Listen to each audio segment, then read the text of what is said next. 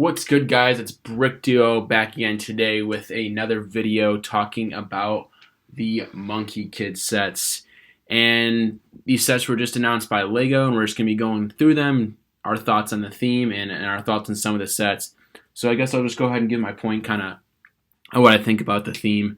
I'm not a huge fan of the actual theme. I just think I've never seen the TV show, and it kind of reminds me of Ninjago, and to be honest, I was never a fan of Ninjago, so the actual theme doesn't really speak to me, but a theme can speak to me through the set designs, and I'd say that there's a couple sets in here that I might get if they're on sale, and I'm really digging just because of how unique the designs are. It kind of reminds me of almost like Lego movie sets where it just screams creativity and what Lego's all about. So I'm really excited about a couple of these sets. So I'm going to go ahead and just talk about a couple of sets that I really enjoy. So the first one's got to be the Monkie Kids Team Secret Headquarters. And this one's awesome. It's just a sweet, big-looking boat. And it opens up, and then it can reveal a bunch of cool things on the inside. But I think it's always fun to have a set that is a great display piece, but also has a lot of interior to it and a lot of cool functions to it too. And this set definitely checks the boxes.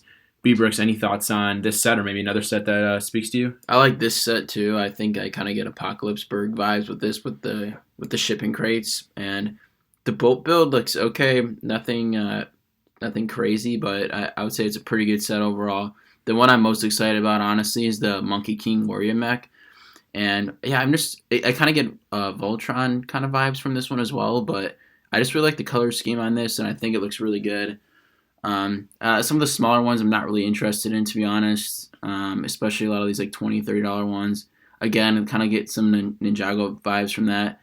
And I think one of the main reasons they came out with this theme in the first place is to hit the Chinese market a little bit, towards that demographic. I don't know if you guys have seen this or not, but they've been opening up a ton of Lego stores in Asia and China and things like that, possibly for a multitude of reasons, one of them being to sort of cut back against or have more legal ground and trying to defend their IPs and the Lego brand over knockoffs. And I think in addition, there is sort of an untapped potential there, and we haven't seen really any themes besides the Chinese New Year sets that have come out the past, I think, 2 years now that have been really geared towards that demographic. And I think this is going to be the first theme of possibly many. This is sort of their stepping point, and to see how it does. So they're going to come out with 8 sets, see how they do. And again, I think they're pretty good sets. Definitely geared more towards kids. I could see them being popular, but there are 1 or 2 sets that I'm interested in. Yeah, it'll be interesting to see if it kind of does the same thing as like a Lego Movie 2 series, or maybe even like a Hidden Side series where basically like you could find these sets for 50% off if you went to your Walmart and like just kind of looked it up before you went. Like you could get those sets pretty easily 50% off. And even though those sets looked like great builds and great designs, they still went for 50% off. So it'll be interesting to see if this theme also does that. I'm kind of thinking it might, and that kind of excites me because then I'll be able to grab, let's say, the Piggy's food truck for $35 instead of $70, and for $35 or $40 or so, that'd be an awesome set to get. So I'm kind of hoping these sets go on sale. Definitely not going to pay full price for any of them, but could see myself just picking them up for a really good deal because they look like great, fun builds and not repetitive either, which is something that usually happens with Lego sets, especially these larger ones. I built Apocalypseburg last year, and it was a super fun build. It was a 3,000-something piece set, and there was literally no repetition to it at all. So, one of the other things too is just the box art for these sets. I think looks fantastic.